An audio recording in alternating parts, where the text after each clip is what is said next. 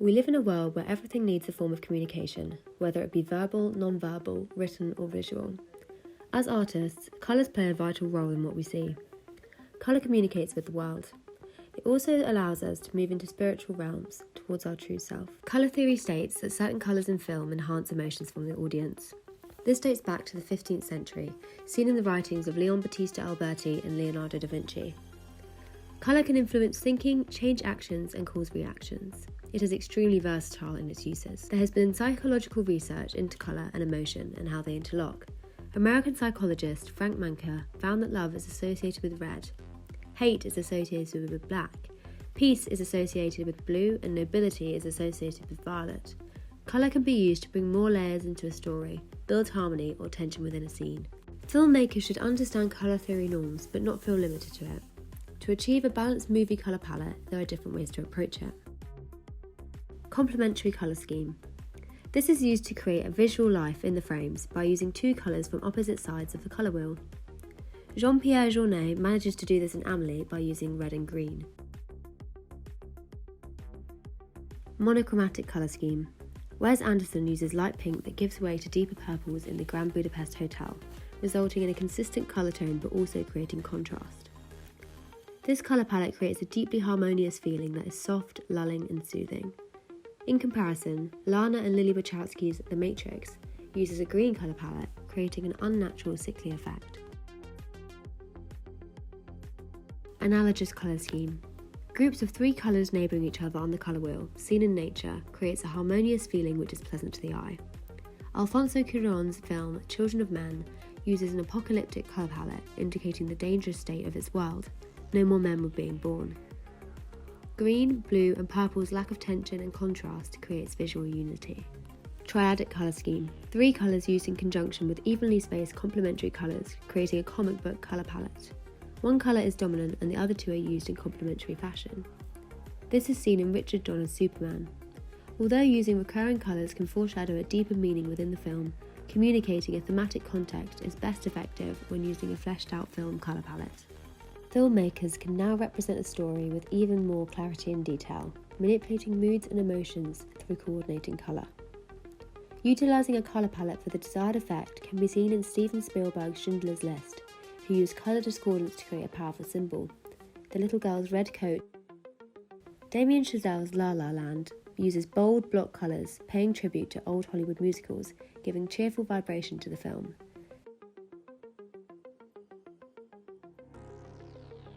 In addition, Krzysztof Kieslowski's Three Colours trilogy has various colour concoctions shown in the film taking on different shapes, sizes, shades and sharpness. Each palette succeeds in increasing the cinematic experience in its own unique way. There are different ways colour is utilised in film. Aesthetic purposes present a movie with a certain look and feel or highlight dramatic developments. Colour can symbolise a transitional aspect, as seen in Victor Fleming's Wizard of Oz, where Dorothy's dream was shown in colour whilst reality was depicted in black and white.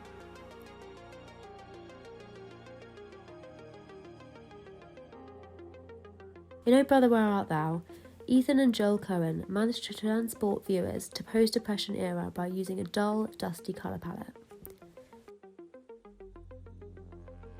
M. Night Shyamalan's The Sixth Sense uses red to depict objects that were touched by the otherworldly beings. Colour can be used as an expression. Director Jean-Paul Journet's Amélie uses colours to show the inner reality of the character. The cinematographer used the green, gold, red palette to depict her fairy tale view of the world. Nowadays, our eyes are trained to know a movie's genre by its colour scheme. Research has shown that the brain produces emotional and unconscious responses to different colours. Techniques such as colour grading, commonly used in filmmaking, has allowed colourists and filmmakers to play with and change the colour scheme of a film. Colour psychology is the study of hues as a determinant of human behaviour, where it influences perceptions in an unconscious way. Anger, rage and violence. Red is one of the most meaningful and purposeful colours used on screen. Master manipulator Stanley Kubrick was obsessed with the colour red in 2001: A Space Odyssey. Dave slowly begins to deactivate the computer in Hal's processor core. This dull room was portrayed as a hellish end to a nightmare. By using colour, Kubrick managed to create dreadful, inescapable feeling of impending death. On the other side of the spectrum, red often invokes feeling of love, passion and desire. Spike Jonze's Her non-verbally shot design and set decoration express the whole essence of the film. The walls, clothes and computer screens were all in red. As for the film's character, his emotional state was presented through the colour of his shirts. With a similar concept to the colour red, pink represents femininity, innocence and romance. In J.K. Rowling's Harry Potter, Dolores Umbridge, a cruel, unfair and ruthless character, is seen as a sweet maiden. In David Yates' Harry Potter and the Order of the Phoenix, he wanted to show the irony and contrast in the character. By using pink to mask her vicious, twisted personality, she was made to appear outwardly sweet and unthreatening. Orange is associated with warmth, energy and humour.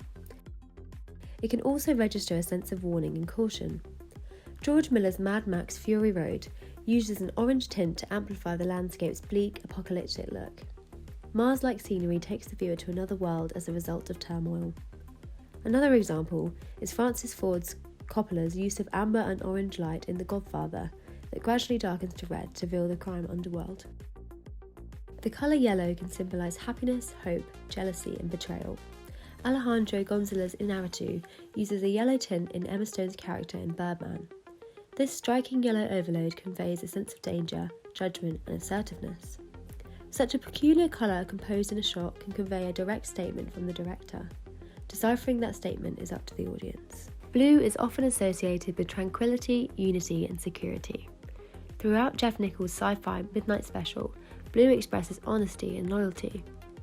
The main character is covered from head to toe in blue, reflecting innocence and purity. Frank Darabont wanted the audience to feel the sadness throughout Shawshank Redemption, and cinematographer Roger Deakins achieved this by using blue.